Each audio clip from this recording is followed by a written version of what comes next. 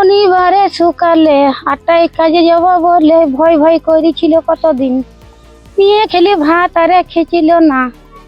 আর খেলি বলতো আমার ভয় লাগছে, এই ভোটের সময় ভয় লাগছে, আমার নাম আসে নাই।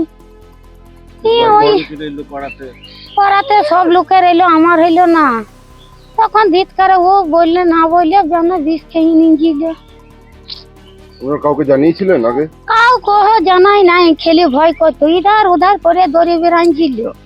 আমার ভোটা লিসে কেন না হইল না। কবে থেকে হাসপাতালে ভর্তি করেছিলেন? শনিবার থেকে।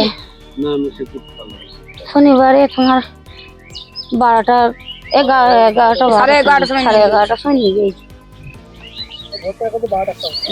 12টা বেজে গেল। কি চাইছেন এখন আপনারা? আমি কি চাইবো, এত ভয় মানুষ কি করলে গো কত। আমার সাহায্য চাই, আমি গুলাই আমার একটা মেয়ে আছে, মেয়ের বিয়ে দিয়েছি 25 দিন আছে গো। আমাকে কোনো চাইবি না, আপনার স্বামী কাজ করে খেতে খেতে ফুচকা বিক্রি করছে গো।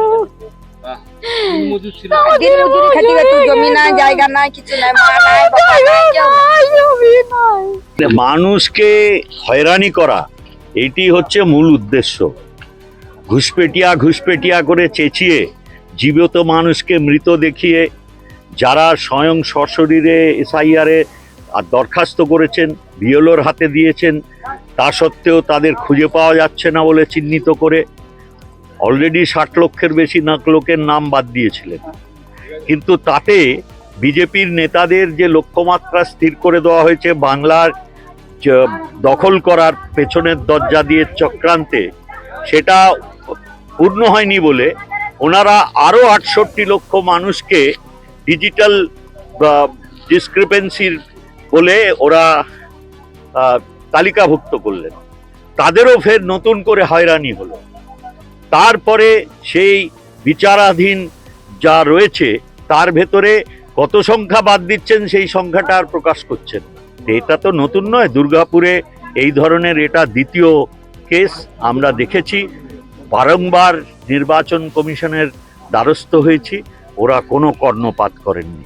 এই মৃত্যু তাদের দায় নেওয়ার নিতেই হবে এবং আমাদের লড়াই এই এসআইআরের, এই তুগলুকি এসআইআরের যে প্রথা তার বিরুদ্ধে ছিল, আছে, থাকবে।